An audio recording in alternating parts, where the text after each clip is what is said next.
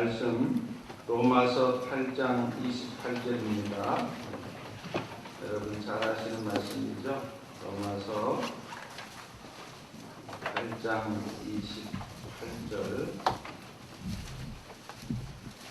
제가 읽겠습니다. 신약성경 250면 우리가 알거니와 하나님을 사랑하는 자 곧 그의 뜻대로 부르심을 입은 자들에게는 모든 것이 합력하여 선을 이루느니라.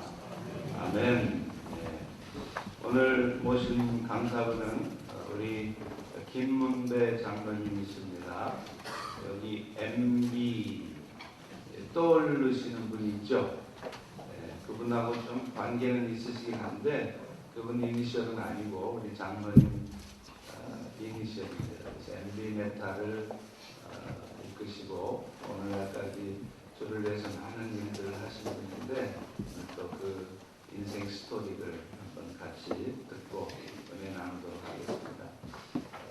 또 우리 간증이시라 시간을 좀 더 드려야 되겠죠. 그래서 6시까지 맞춰주셨으면 좋겠고요. 우리 나오실 때 큰 박수로 한번 환영하겠습니다.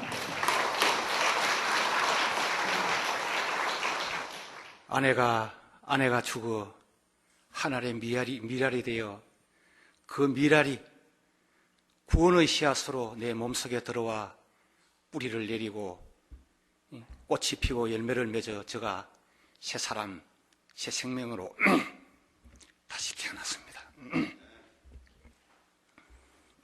여러분 내가 조금 이래 해도 이해를 해 주십시오. 이거는 살아있는 스토리를 이야기하기 때문에 내가 말을 할 때마다 아주 가슴이 메입니다. 제가 어떻게 해서 하나님을 만났고 또 하나님을 만난 후에 제가 어떻게 변화되었으며 저와 저 아들, 딸들이 어떤 축복을 받았고 또 하나님은 저를 통해서 어떤 일을 하셨고 현재 또 하고 있는가에 대해서 오늘 이 자리를 통해서 여러분들에게 증거하고자 합니다. 아내는 2001년 11월 갑상선암, 그리고 2002년 9월 위암, 그리고 2004년 10월에 난소암 수술을 받았습니다. 난소암 수술을 받을 때에는 위암이 난소뿐 아니라 온 복강에 전이된 말기암 상태였습니다. 어렵게 항암 치료를 했으나 하나님의 뜻에 따라 2005년 6월 2일 새벽 2시 50분에 하나님 계시는 천국으로 돌아갔습니다. 아내의 믿음은 처음 수술한 이후부터 상당히 깊고 강해졌습니다. 아내의 입술에는 언제나 찬송과 기도가 떠나지 않았고 눈은 TV에 목사님 설교 말씀에 고정되어 있었으며 밤에는 유명한 목사님의 설교와 간증 테이프를 수백 장, 수천 장 들었습니다. 아내의 하루하루는 하나님과 함께 사는 나날이었고 성령 충만한 나날이었습니다. 그러던 2003년 어느 날 아내가 저에게 함께 교회를 가자고 제안을 했습니다. 그때까지 아내는 이곳 우림교회 집사로서 20여 년을 출근하였습니다. 그 사이에 한 번도 저에게 교회에 대한 얘기가 없었습니다. 지금 생각해보면 아내는 그때 틀림없이 하나님의 살아계심과 천국이 있음을 확신하고 저를 구원시키기 위해서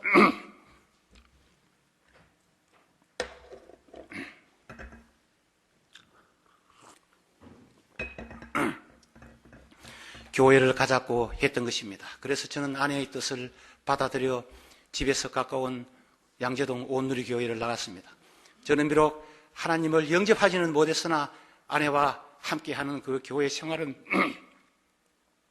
정말 즐거웠습니다.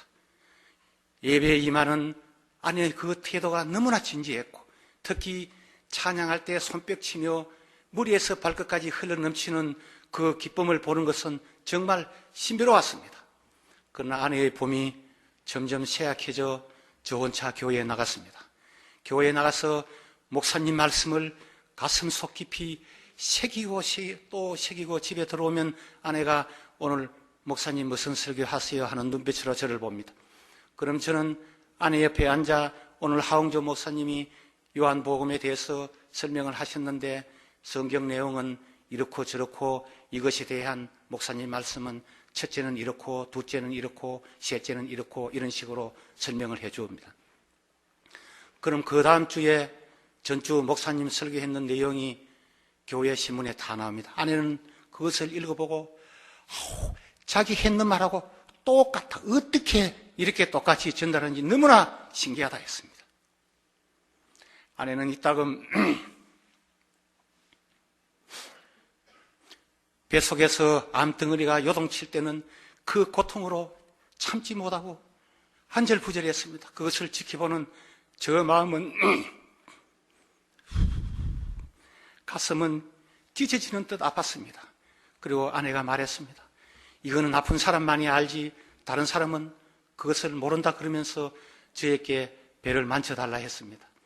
그 옛날 아버지가 저 배를 만져주던 그때를 생각하면서 온 정성과 사랑을 다해서 그 아내의 배를 이렇게 만지면은 그 손바닥에 딱딱이 느껴지던 그 덩어리가 어느 순간에 물에 눈 넣듯이 살 없어집니다. 그러면 아내가 자기 정말 약손이다 그러면서 하나님이 저에게 이 같은 크나큰 이 고통을 줄 때는 틀림없이 이보다 1000배 만배 더 큰 축복을 예배하고 계실 것이다 그렇게 말했습니다.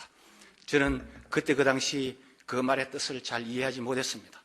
그런데 지금 생각해 보면 저와 저 아들 딸들이 누리고 있는 이 축복이 아내의 그 고통으로부터 왔다 생각하면 정말 가슴이 메어지는 것 같습니다. 밤에 잘 때 자기 전에 아내가 기도했습니다. 저는 무릎을 꿇고 아내의 기도 소리를 들었습니다. 그런데 아내가 몸이 점점 쇠약해져 힘이 없어 기도를 못한 상태에 이르러 저로부터 기도를 하라 했습니다. 제가 평생에 기도도 해보지도 않았고 그런데 어떤 때에는 정말 성령이 임했는지 어떤 목사님 같은 설교를 할 때가 있었습니다. 기도를 할 때가 있었습니다. 그러면 아내는 아멘 하고 화답을 했습니다. 그러나 대부분 저의 기도는 횡설수설 제가 말해도 무슨 말인지도 모를 그와 같은 종류의 기도들이었습니다. 저의 이 모습을 지켜보던 아내가 어느 날 자기 정말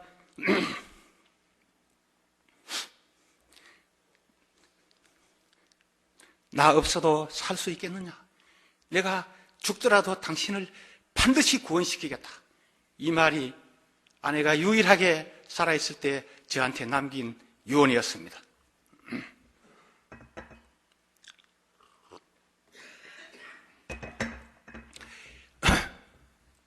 아내는 살고 싶어 했습니다.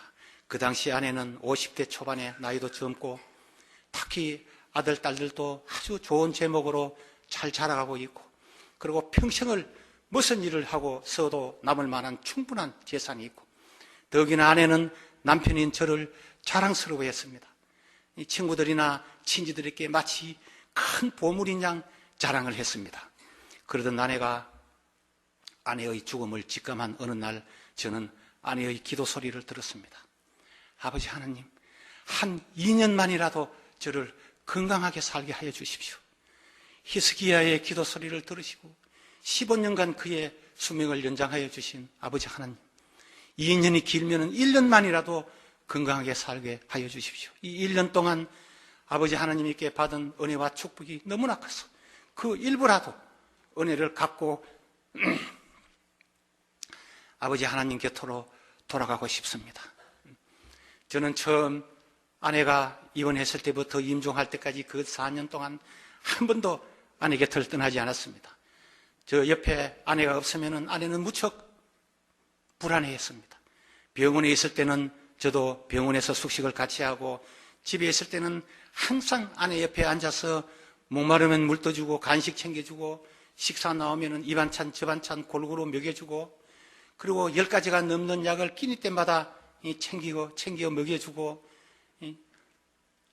소파에 눕혀주고 앉혀주고 그리고 병원에 있을 때나 집에 있을 때나 시간 있으면 서로 손을 잡고 운동을 하고 그리고 어떨 때에는 집에서 열이나 고통스러워하면 저는 미친 듯이 부둥켜 안고 동네 병원에 가서 응급치료를 받곤 했습니다. 제가 삼성거리 온 응급실은 수십 분, 아니 100분 이상 갔다 왔을 것입니다. 그러면서도 한 번도 짜증내어 본 적 없고 한 번도 소리 높여 본 적 없습니다. 언제나 어느 때나 무슨 일을 하여도 온 정성과 사랑을 다해서 아내를 간병했습니다. 이거를 지켜보던 주위 사람들은 아주 저를 신비롭게 바라봤습니다. 임종을 앞둔 어느 날 아내는 저에게 맛있는 음식을 해서 아들, 딸을 데리고 병원으로 오라 했습니다.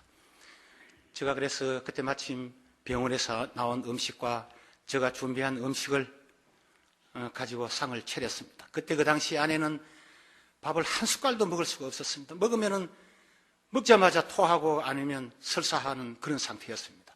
그런데 너무나 신기하게도 먼저 우리 아들에게 이것저것 반찬을 가리키면서 또 먹이라 했습니다. 그리고는 딸에게 2숟갈, 저에게 2숟갈, 6숟갈의 밥을 아프기 전에 그 맛있고 복스럽게 먹던 그 모습대로 6숟가락을 다 먹었습니다. 그리고 물도 마시고 터름도 했습니다. 그리고 아들, 딸에게 말했습니다. 내가 엄마 구실 못해서 미안하다. 그리고 저에게는 아내 구실 못해서 미안하다. 그러면서 눈물을 글썽였습니다. 아내는 죽기 전에 사랑하는 남편, 사랑하는 아들, 딸로부터 음식을 받아먹고 결국 2005년 6월 2일 새벽 2시 50분에 하나님 계시는 본향으로 돌아갔습니다. 아내가 평소에 흰옷 입은 천사 둘이가 내려와 이 어깨에 한참 이야기하다가 갔다는 얘기, 그리고 성모 마리아를 봤다는 이야기, 그리고 천국의 그 아름다운 이 꽃이 만발한 천국에 갔다 왔다는 이야기, 그리고 임종하기 직전 그 며칠간은 아내가 너무나 평안했습니다. 아내의 얼굴은 희고 윤기가 돌았습니다. 처녀들보다도 더 예뻤습니다. 이런 모습을 지켜보던 사람들은 누구나 아내가 천국 가는 것에 대해서 의심하는 사람이 없었습니다. 아내를 고향 땅 성산에 묻어두고 아내 없는 하룻밤을 보냈습니다.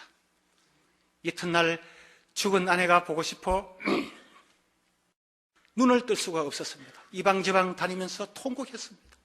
평소 같으면 비록 방에 누워는 있었으나 언제든지 볼 수 있고, 어떨 때는 아내가 어제 저녁에 너무 편안하게 잘 자서 아침에 일어나서 내가 건강한 줄 알았다.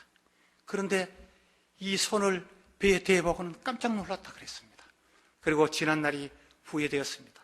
저는 가장 좋은 병은, 가장 좋은 의사, 좋은 약, 좋은 병실, 이것으로 충분한 것으로 생각했습니다. 그래서 그 어떤 대체 치료나 안 그러면 미국이나 선진국 병원에 대해서 알아본 적이 없습니다. 더군다나 통곡하며 금식하며 내 안에 살려달라고 하나님께 예통하게 기도 한 번 드린 적 없습니다. 아내를 보고 싶은 그 사모하는 마음과 지난날의 후회 등으로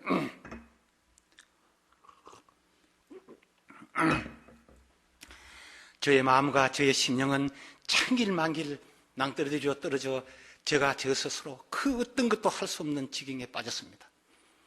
먹을 수도 잘 수도 볼 수도 말할 수도 전화를 받을 수도 전화도 할 수 없는 그와 같은 상태가 계속되는 동안 저는 저의 얼굴에 이상한 부스럼 같은 게 났습니다. 그래서 나도 이렇게 아내 따라 죽는구나, 그렇게 생각하니 한결 마음이 편했습니다. 그러던 어느 날 성경이 눈에 보였습니다.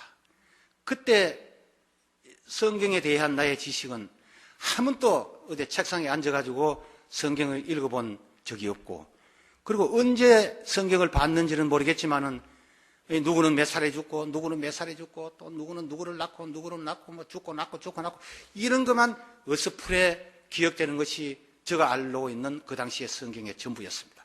그런 성격이 눈에 확 들어왔습니다. 심령이 가난한 자는 복이 있나니 천국이 저의 것이며 애통해 하는 자는 복이 있나니 저희가 위로를 받을 것입니다.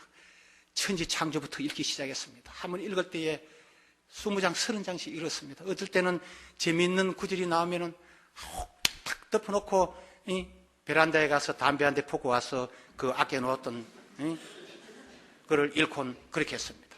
성경을 읽을 동안에는 저 마음은 한없이 편안했고 근심 걱정이 없었습니다. 그해 1년 동안에 제가 성경 신약 구약 66권을 4번을 완전 통독했습니다. 신약은 6번을 통독했습니다. 그러자 며칠 있다가 찬양을 하기 시작했습니다. 제가 이렇게 가는 거는 이건 누가 시키고 아니고 누가 했는지 저 스스로 하는 행동들입니다. 그 당시에는 제가 알고 있는 찬송가가 세 곡이었습니다. 내 주를 가까이 하게 함은 구주의 십자가 보혈로. 여러분 다 아시죠? 저도 교회 나가기 전부터 알았던 노래입니다. 그리고 또 하나 특별한 곡.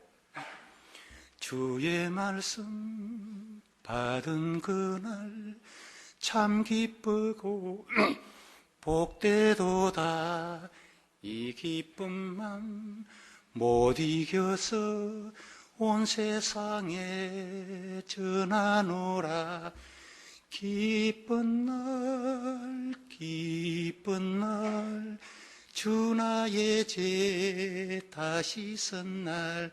이 찬송가는 처음 그 구원을 받았을 때의 그 기쁜 마음을 노래한 찬송가로 아내가 가장 좋아했던 찬송가라면서 지금 이 우린교회에 있는 신금순 권사님이 가르쳐 주었습니다. 신금순 권사님은 우리 아내와 대학교 동기 동창이자 우리 아내를 처음으로 우린교회로 인도했던 분입니다. 그래서 제가 길을 갈 때나 차를 탈 때나 찬양을 했습니다. 그러다가 어느 날부터인가 기도를 하기 시작했습니다. 아침 6시에서 7 사이에 기도와 찬양을 했습니다. 기도의 제목은 딱 하나입니다. 아버지 하나님, 아내가 아버지 하나님 계시는 천국에 간 것을 믿고는 있지만 제발 그 고통 없는 천국에 갔다는 것을 꿈을 통해서 보여달라고 기도했습니다. 아내가 평소 그 고통스러워하던 그 모습을 잊을 길이 없었습니다. 그래서 10월 14일은 아내가 죽은 지 한 4개월 열흘 정도 지난 그날도 일상적인 생활을 하고 저녁에 그 TV를 보다가 그만 잠이 들었습니다. 지금부터는 꿈 이야기입니다. 꿈에 제가 바깥에서 일을 마치고 저녁에 집으로 돌아왔습니다. 집은 지금 살고 있는 그 도곡동 아파트였습니다. 집안에 아내는 안방에 누워 있었고 부엌에는 여자 2사람이 있었습니다. 꿈속에 그 여자 2사람이 누군지는 밝혀지지 않았습니다. 그런데 제가 생각컨대 틀림없이 그 한 분은 청년교회 권사로 계시는 저의 누님, 또 한 분은 집안일을 돌봐주시는 도우미 아줌마, 2분이었거든요. 2분은 항상 집에 있었으니까요. 그래가 제가 그 소파에 앉아서 그 부엌에 있는 그 여인들에게 숙이 어디 아프나? 몸에 열이 나네? 그랬습니다. 숙이는 아내 이름이고 내가 죽을 때까지 숙이라고 불렀습니다. 그러자 아내가 방 안에서 나왔습니다. 파란 저고리를 입었습니다. 아주 새파란 저고리. 얼굴은 볼거스름무리한 상기된 얼굴에 그 눈, 코, 입의 그 모양이 너무나 아름답고 한결 흠이 없는 얼굴이었습니다. 이거는 사람의 상상력으로나 사람의 표현으로서는 생각할 수 없는 그와 같은 아름다운 모습으로 제가 앉아있는 그 눈높이에서 한 15도 각도로 이렇게 사르르 날아가고 있었습니다. 너무나 신기로웠습니다. 그리고 그 뒷배경은 칠흑 같은 그 어두움이었으나 그 모양은 그대로 내 눈 속에 다 들어왔습니다. 그래서 한 4, 5m 정도 공중을 이렇게 날아갔는데 제가 그 아름다움에 놀라서 하다가 잠을 깼습니다. 천사가 되었구나. 저것이 영체구나. 이튿날 저는 세상이 바뀌었습니다. 모든 이 죄와 이 고통과 아픔으로부터 자유함을 얻었고 새 사람, 새 생명으로 다시 태어났으며 저 어깨와 가슴을 누르고 있던 천근만근되는 짐은 어디론지 사라지고 저 몸과 마음은 마치 이 가을날 이 산들바람에 이 나부끼는 깃털 모양 가볍고 경쾌했습니다. 그리고 저 가슴 속으로부터 올라오는 그 샘물 같은 그 기쁨을 억제할 길이 없었습니다. 내 영혼이 은총 입어 정한 죄짐 벗고 보니 슬픔 많은 이 세상도 천국으로 화도다. 할렐루야 찬양하시. 내 모든 죄 사함 받고 주 예수와 동행하니 그 어디나 하늘나라. 그런데 왜 파란 저고리를 입었을까? 이 천사는 흰색이잖아요. 성경에도 보면 흰 옷 입은 천사, 장로, 심지어 병원에도 백여의 천사라 해서 간호원들이 그 흰 옷을 입고 있지 않습니까? 수간원이라서 파란색을 입었나? 어떤 사람은 여기 지금 수녀님도 와 계십니다만은 그 성모 마리아의 옷색이 파란색이라고도 이야기했습니다. 그런데 저는 그 파란색의 비밀을 알았습니다. 어느 날 TV를 통해 목사님이 레위기에 대한 그 설교 중에 이 법궤 아시죠? 그 안에 만나가 들어있고 또 아론의 상란 지팡이 그리고 그 십계명을 적은 그 돌판 2개가 들어있는 이 법궤, 바로 여호와의 임재를 상징하는 이 법궤를 옮길 때에 먼저 그 위에다가 휘장을 덮고 그러고 해달의 가죽을 덮고 그러고 순청색 보자기로 산다고 했습니다. 순청색은 순수한 파란색으로 하늘나라의 색깔이라 그랬습니다. 이 파란색은 하나님의 영광이요 하나님의 거룩함을 뜻한다 했습니다. 그래서 안에는 하나님의 영광과 하나님의 거룩함으로 제 앞에 나타났던 것입니다.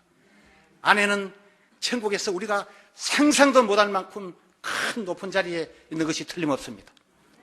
아마 아침에는 가브리엘 천사하고 같은 자리에서 식사를 할 겁니다. 아내는 천국에 갔습니다만 근데 아내가 세상적으로 아쉽고 저한테는 그 어떤 말을 하지 않았습니다만은 제가 뭘 해주기를 바라는 뭔가 있을 것이다 생각하고 아내의 입장에서 생각을 해봤습니다. 제일 먼저 떠오르는 것이 처부모와 처제들이었습니다. 아내는 아들 없는 집안의 맏딸로 태어났습니다. 아내는 부유하게 잘 살면서도 한 번도 살아생전에 그 친정 부모와 친정 도생들에게 뭐를 그럴듯한 걸 해주는 걸 본 적이 없습니다. 이것이 아쉬웠을 것이다. 그래서 저는 통장 3개를 준비해서 꽃장 쳐가러 갔습니다. 먼저 장인 장모에게 1억 원이 든 통장을 드리고 또 처제 둘이에게는 5천만 원씩 든 통장을 각각 주었습니다. 다른 처제 하나는 그때 그 중국 상해에서 살았습니다. 그때 그 당시 시골에서 그 돈은 상당히 큰 돈입니다. 살림미천에 해당되는 돈입니다. 그래서 이 돈은 수기가 살아있을 때에 준 돈이다. 그렇게 생각하라 그러고 앞으로 저를 아들같이 생각하고 오빠같이 생각하고 무슨 일이 있더라도 내하고 상의하고 가족같이 지내자. 그러면서 실질적으로 지금 8년 넘게 우리 처부모에게 매일 100만 원씩 용돈을 지금도 보내고 있습니다. 그리고 우리 그 큰 처제가 5, 6년 전에 청도에서 그 큰 그 해물탕 집을 오픈할 때에 제가 그 장사 미천을 대해줬습니다. 그리고 꼬마 처제는 아직까지 제가 돌보고 있습니다. 그리고 시골에 한 번씩 가면은 이 본가에서 안 자고 처가에서 잘 정도로 처가와의 관계가 아직까지도 좋게 유지되고 있습니다. 그리고 그 다음에는 저 아들, 딸에 대해서 걱정을 했을 것입니다. 아내가 죽을 때에 그 아들, 딸은 학생이었습니다. 그런데 저 아들은 외대를 졸업하고 연대 대학원 경영과를 졸업하고 그리고 영어나 이런 의학이 탁월해서 제가 경영하던 무역회사에 입사해가지고 지금 9년째 다니고 있습니다. 지금은 대표이사 사장으로서 회사를 직접 경영하고 있습니다. 그리고 내 아들은 2011년 12월 10일 날 결혼식을 올렸습니다. 그때 그 신부가 서울대 음대 국악과 가야금을 전공했고 그리고 서울대 대학원을 졸업하고 어느 여고에 그 선생님을 하는 처녀였습니다. 나는 서울대 출신이 그렇게 잘난 애는 처음 봤습니다. 아마 김태희 다음으로는 잘났을 것입니다. 그리고 우리 아들은 금년 5월 29일 날 정말 잘생긴, 여러분 보고 싶으면 저 위에 있습니다. 가서 한번 보십시오. 진짜 잘생긴 아들을 하나 순산했습니다. 그리고 우리 아들은 지금 그 청담동 한강에 내려다 보이는 전망 좋은 그 아파트에서 자기 소유로 살고 있습니다. 그리고 우리 딸은 미국 코넬대를 졸업하고 또 미국 뉴욕 그 주립대를 수석으로 졸업했습니다. 아시아인으로서 수석 졸업은 처음입니다. 그리고 현재 그 미국 뉴욕의 그 스쿨 오브 비주얼 아트라고 미술 대학원을 다니고 있습니다. 그리고 그 남편은 코넬대 물리학 박사 학위를 받고 지금 콜롬비아대 포닥으로 있으며 내년도에 버지니아 대학교 평생 교수로 계약되어 있습니다. 내 아내도 2011년 9월 달에 하와이에서 결혼하고 또 그해 그 겨울에 한국에서 또 궁중홀례도 올린 바 있습니다. 그리고 내 딸은 작년 2월 21일 날 아주 예쁜 공주를 순산했습니다. 지금 뉴저지의 그 허드슨 강이 보이는 어느 아파트에서 살고 있습니다. 내 손자 이름은 시몬입니다. 제가 이름을 시몬으로 지어줬습니다.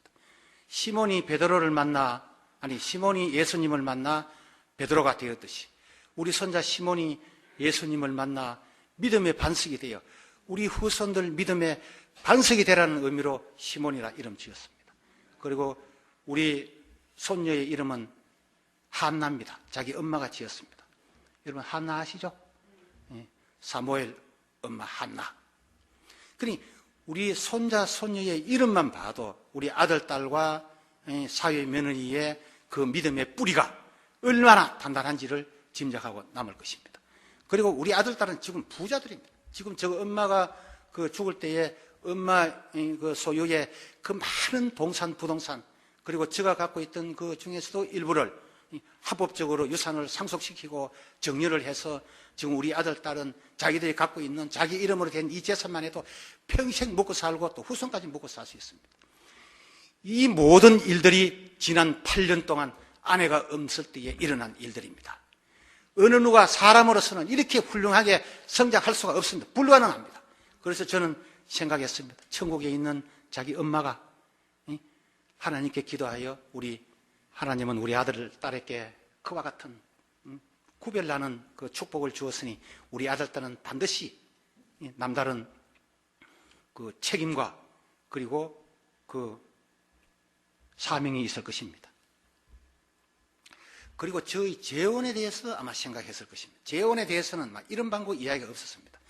그러나 저는 제가 성령을 체험한 그 순간부터 모든 것으로부터 자유로워졌습니다. 아내가 죽고 한 1년쯤 되었을까 이 장모님이 김서방 왜 이렇게 살면 안 된다 그러면서 쪽지에다가 여자 이름과 전화번호 적은 것을 주면서 그 금방 동네에 사는 그 차만 처녀인데 그 대구서 대학교 나오고 서울서 직장생활 한다니까 한 만나보라 그랬습니다. 36살 문 처녀였습니다. 그래서 제가 고향 오빠 만나 차 한잔 했다고 생각하라 그러면서 돌려보냈습니다. 제가 36살 문 처녀와 결혼하건 아니면은 86살 문 노인하고 결혼하건 저 자유입니다. 제가 그동안 이런저런 인연으로 선도 보아왔습니다. 그리고 아직까지 저는 하나님께 기도하고 있습니다. 하나님 가운데서 하나님 일을 함께 할 믿음과 사랑의 배필을 주십시오. 그리고 호젓한 오솔길을 둘이 손잡고 즐겁게 걸어갈 수 있는 아름다운 젊은 처녀를 주십시오. 아마 하나님도 상당히 지금 고민될 거로 생각하고 있습니다. 제가 2005년 10월 14일 이 성령의 제복을 입은부터 저는 완전히 변했습니다.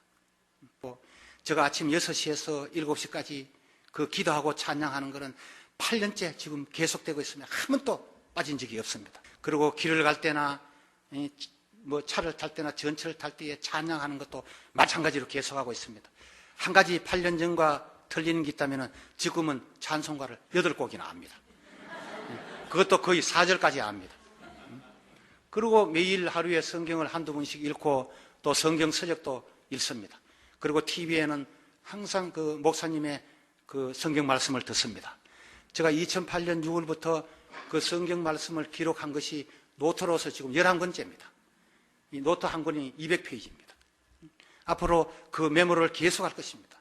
저의 이 성경 메모는 저의 후손들의 믿음의 뿌리가 될 것입니다. 성령을 입은 자는 즉시 선포하라. 성경은 그렇게 말하고 있습니다. 제가 천사된 아내의 모습, 그리고 저 몸속에 성령님을 모신 나의 모습, 이 모습을 증거하지 않고 말하지 않고는 견딜 수가 없습니다. 만나는 사람마다 그 이야기하고, 그리고 제일 먼저 저 아내 아플 때에 병문안 왔던 우리 성도들, 그리고 기도했던 분들, 또 친구들, 또 친척들 다 그룹별로 모아서 어떤 데는 저녁, 어떤 데는 점심을 사주면서 증거했습니다. 복음을 전파했습니다.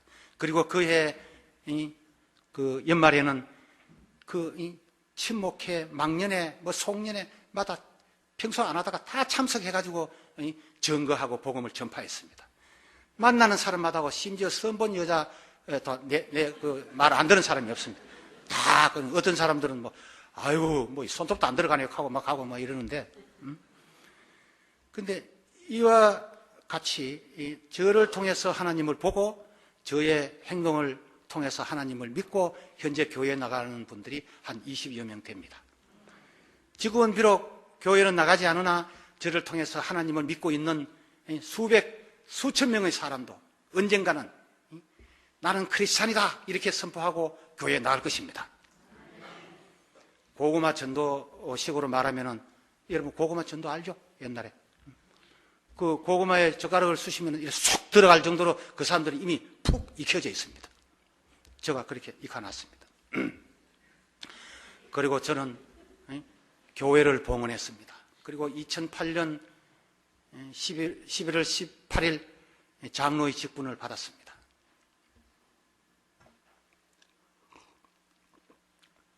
그리고 제가 2008년 초에 어느 추운 날이었습니다. 갑자기 담배가 서서 피울 수가 없었습니다. 그 이튿날도 그렇고 그 다음날도 갈수록 담배가 서고 냄새조차 맡을 수가 없었습니다. 담배는 제가 그때까지 한 40년을 하루에 적게 피울 때는 한 갑, 많게 피울 때는 2갑이나 피웠습니다. 물 한 잔 마시도 담배를 피워야 할 정도로 아주 골초고 중독자였습니다. 그러고 담배가 또 유일한 낙이었습니다. 그런 담배가 갑자기 서니까 아주 미칠 지경. 그래서 하나님한테 기도했습니다. 하나님, 저는 마누라도 없습니다. 그리고 저는 그 흔한 아직 골프채 한번 잡아본 적 없습니다. 술은 입에도 안 됩니다. 그리고 세상적인 즐거움을 함께 할 친구도 없습니다. 오로지 낙이 이 담배 품는 건데 이거조차 가져가면은 어떡하시느냐. 담배 푸게 해달라고 그 몇 번 기도해도 아니 여러분이 거짓말 아닙니다. 제가 오늘 하는 모든 말은 하나님께 명세코 있는 사실만 선포합니다. 그래서 간증이지 않습니까? 그런데 그 질투하시는 하나님은 저의 기도를 들어주지 않았습니다. 그런데 5년이 지난 지금 생각하면은 할렐루야, 하나님 감사합니다.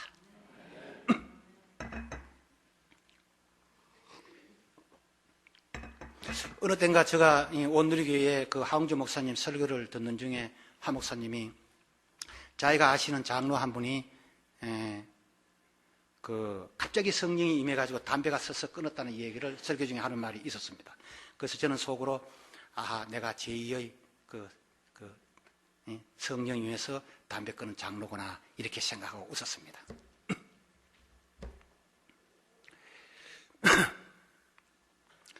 그리고 2006년 5월 하나님은 저를 이 나라 정치의 한 중앙으로 저를 몰아넣었습니다. 2006년 그때 그 당시 여러분도 잘 아시겠지만은 온 국민은 절망하여 희망을 잃고 나라는 혼란과 환란 속에 한 치 앞을 내다볼 수 없는 그와 같은 때였습니다. 하나님은 이 민족, 이 국가를 불쌍히 여기시어 그 암흑기를 극복할 사사로서 이명박 장로를 내세우고 저를 통해서 그분을 대통령으로 만들었습니다. 저는 2006년 5월 희망세상 21이라는 산악회를 결성했습니다. 그 산악회가 1년 후인 2007년 6월에는 회원이 전국적으로 100만 명을 넘었고, 그리고 조직이 전국 17개 광역시도지부, 그리고 274개의 시군구 지회, 그리고 3,000개가 넘는 읍면동 분회를 결성한 건국 이래, 아니 당군조선 이래의 가장 큰 조직을 만들었습니다. 그래서 저와 저희 이 산악회가 2007년 9월 한나라당 대통령 후보 경선 때 이명박 후보가 당선되도록 만들었습니다. 그때 산악회를 아는 사람은 산악회가 있어 이명박 후보가 당선되었다 하는 것에 대해서 의심하는 사람은 아무도 없습니다. 하나님은 저를 사명자로 내세우고 저에게 크나큰 능력과 그리고 담대함과 그리고 열정을 주었습니다.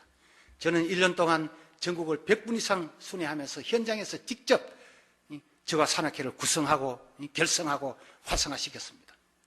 그리고 저는 회사를 문을 닫다시피 하고 이 산악회에 온 열정을 그리고 정성과 희생을 다 쏟아 넣었습니다. 하나님께 속한 선거였습니다. 그래서 저는 모든 영광 아버지 하나님께 돌리고 그 어떤 것도 취하지 않았습니다. 진짜 누구 말 따라 멸치 대가리 하나 취하지 않았습니다. 대신 저는 2008년도 공직선거법 위반 혐의로 징역 1년 3개월에 집행유예 2년을 대법원으로부터 선고받았습니다. 그러다 2년 후인 2010년 광복절날 사면 복권되었습니다. 그리고 작년 대선 때 이 정권 재창출이 정권을 새로 만드는 일보다 더 중요하고 더 큰 사명이라는 명령을 받고 저는 작년 6월 달에 전국을 순회하면서 조직을 점검하고 조직을 활성화시켰습니다. 그 와중에 과로로 쓰러지기까지 했습니다. 하나님은 희망 코리아라는 이름으로 62만 9천 명의 회원을 확보케 하여 저와 희망 코리아가 오늘날 이 정부가 있게 하는 주인공으로 만들었습니다. 이것 또한 하나님에 속한 선거, 모든 영광 아버지 하나님께 돌렸습니다. 제가 성령님을 나의 주인으로, 나의 구세주로 내 몸속에 모시고 성령님의 말씀에 따라 복종하는 삶을 살기 시작할 때부터 저는 제가 가진 건 모든 것, 눈에 보이는 것이든 눈에 보이지 않는 것이든 이 모든 것은 다 하나님께로부터 왔고 하나님 소유고 또 하나님이 원하시는 곳에 베풀고 또 나누어야 된다는 확실한 믿음을 가졌습니다. 그래서 2005년부터 현재까지 제가 그 많은 교회 그리고 수십 개의 개척교회 그리고 가난하고 불쌍한 수많은 학생들과 고아, 독거노인, 이웃, 친지, 친구, 형제, 직원 그리고 여러 수십 개의 크고 작은 이 구제단체에 지난 8년 동안 27억의 돈을 베풀었습니다. 그리고 현재도 매월 100여 명의 사람과 단체에 3천만 원의 돈을 매월 나누고 있습니다. 제가 2005년부터 하나님 뜻에 따라 쓴 돈이 50억이 넘습니다. 그런데도 하나님은 정확히 그 돈을 다 채워주셨습니다. 아니 넘치게 해줬습니다. 몇 년 전에는 옛날에 헤어졌던 파트너, 공급사가 갑자기 나타나 예상치도 않는 큰 비즈니스를 하게 하더니 크게 채워주고 또 어떨 때는 뭐 서기는 섰는데 나누기는 나누는데 돌아보면 채워져 있고 서면은 채우고 서면은 채워주고 서는 거는 내가 서는데 채우기는 어떻게 채우는지 몰라요. 이건 마치 우물물과 같았습니다.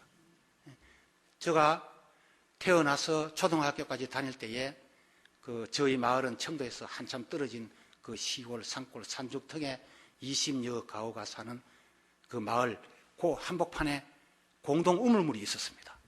여름에 그 가뭄 때에는 밤새 그 물 고여 있는 게 한 너댓 항아리 정도밖에 안 됐습니다. 근데 아침에 그 물을 퍼내고 조금 있으면 또 하나 항아리가 생겨 또 퍼내고 또 퍼내고, 그래서 결국 20여 가구가 하루에 필요한 물 수십 항아리를 퍼내는 걸 보았습니다. 고여 있을 때는 너댓 항아리지만 그 퍼내면은 수십 항아리가. 하나님은 그와 같이 저를 보호의 근원으로 삼았었습니다. 제가 지금 나눔의 집을 통해서 행하고 있는 이 나눔이 진정 하나님의 뜻이고 또 하나님의 능력 가운데 행하는 그 사역이라면 저는 확신합니다. 나눔의 운동이 우리나라는 물론이요, 세계의 땅끝까지 불꽃처럼 번져나갈 것입니다.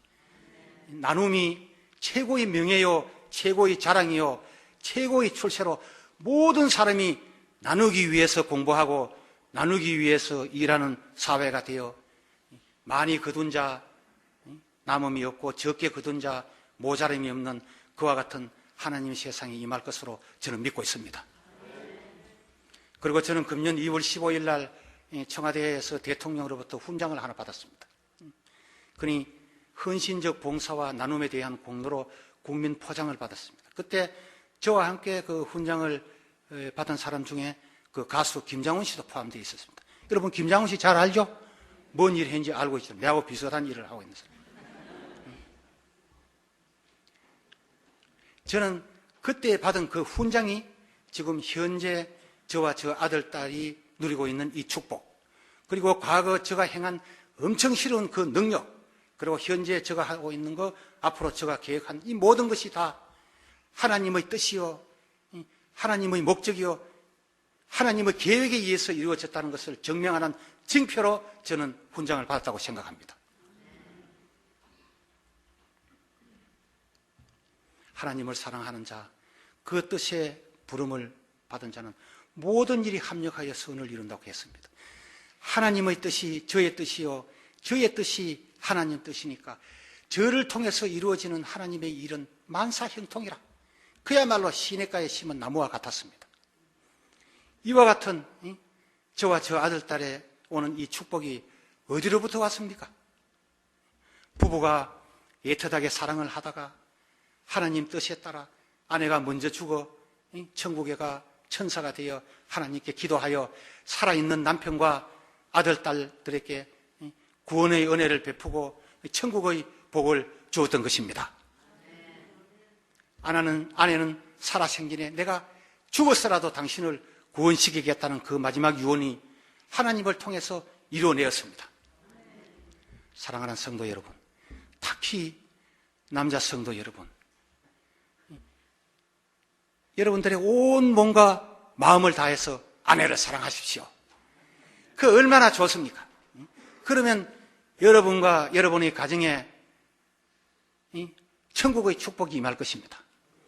물론 저 이 말이 어디 성경에 나와 있는 말은 아닙니다. 그렇지만 저를 통해서 일단 증명된 것이니까 여러분들도 꼭 한번 시험해 보시기 바랍니다. 감사합니다.